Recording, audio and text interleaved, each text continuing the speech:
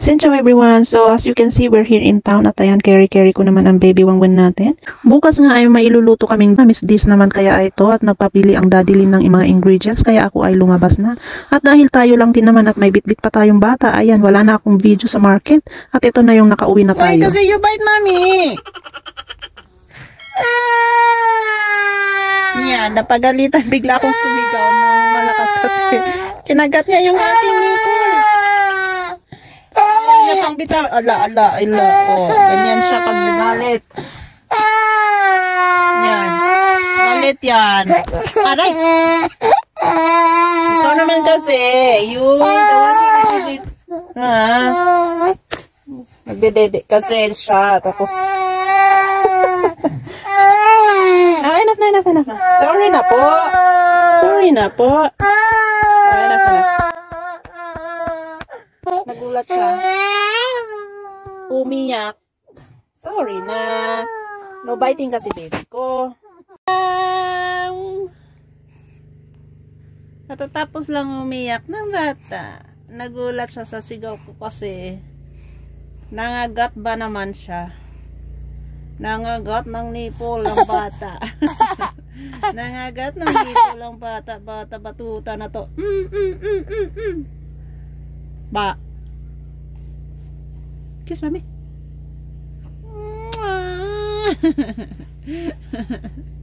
Ow. Who's that?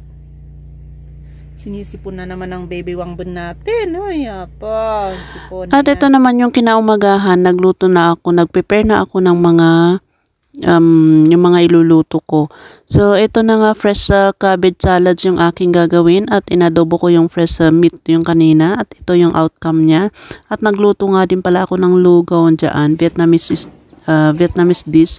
So, yes. At saka while cooking kasi guys, ay ito naman yung mag-ama ko dito sa labas kasi sabi ko kay Daddy Lin, dala niya si Wangbun sa kanila dyan ibaba niya dyan sa garage kasi hindi ako matatapos sa pagluluto kung nandito pa sa loob kasi siyempre ano yan, tatawag-tawag yan kay mama. Medyo maluwang nga dyan sa garage kasi wala yung sasakyan. Hiniram kasi nila ate kagabi at siyempre tulog tayo nung pagbalik nila.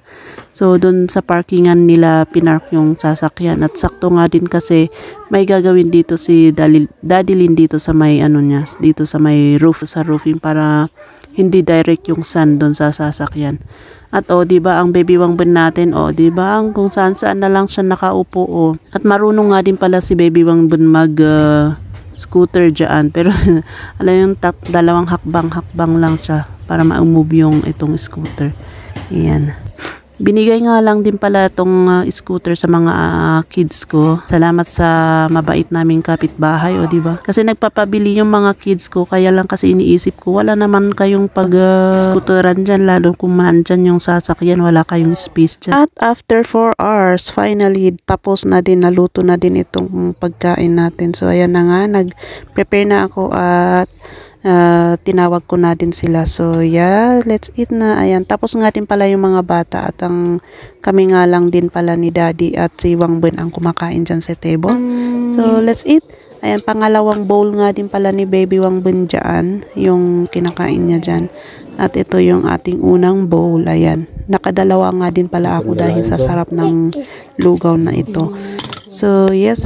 Iba din kasi yung lugaw natin. Iba din yung style ng lugaw nila, Daddy Lin. So, ayan. Siyempre, nag-share tayo nito sa kapitbahay natin at pati siya ay tinatanong kung ano yung nilagay ko dito sa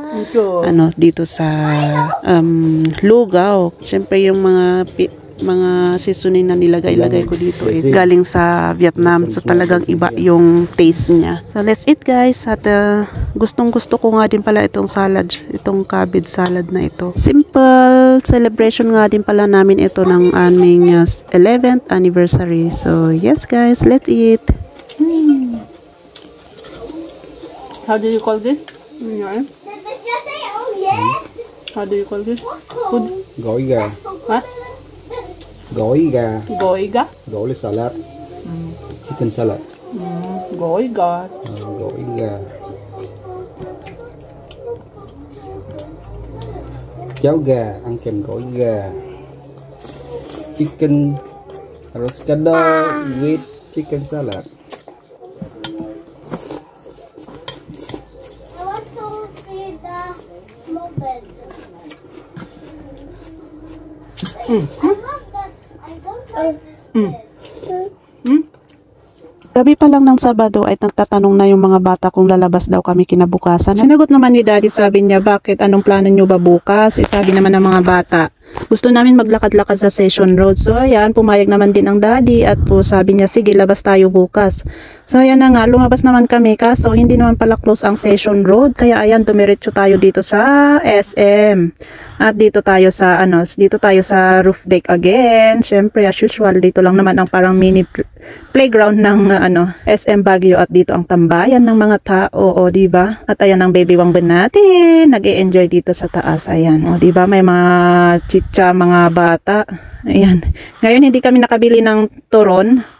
Dahil naubusan sila ng turon langka. Ayan. So yan na lang yung binili natin. Bumili din tayo ng water at saka yan alas 5 na ata dito at saka yan medyo malamig na din yung simoy ng hangin at maya maya naman din ay sabi ni Daddy na uwi na tayo. So ayan, naglaro lang ng mga bata saglit tapos umuwi na din tayo kasi wala naman tayong ganap for 2 days at mamayang evening naman ay bababa na si Daddy Lin. So yeah, nag-enjoy lang kami dito sa roof deck. Napapansin ko ngayon kay Daddy Lin ay kung anong sabihin yung mga anak niya ay kung kaya naman ng oras niya ay bumabawi naman siya. Ano yung ginagawa niya ba ng paraan para makasama niya yung mga anak niya? Iba din talaga pag nakikita ng mga bata yung presence ng daddy nila or mommy nila. At yun naman ang na-appreciate ko kay Daddy Lin dahil gumagawa siya ng paraan para makabanding niya yung mga anak niya. O gaya na lang nito, hindi naman araw-araw or hindi naman every time na pagka-uwi ni Daddy ay nagpapabuhat si Ate Linchi. Kasi sabi ko kay Daddy Lin, we do appreciate yung mga ginagawa mo para sa ating pamilya, pero find time din para magbanding kayo ng mga anak. Most of the time kasi pagka-uwi naman kasi ni Daddy dito ay kami yung nagma-market o nag-grocery kaming dalawa.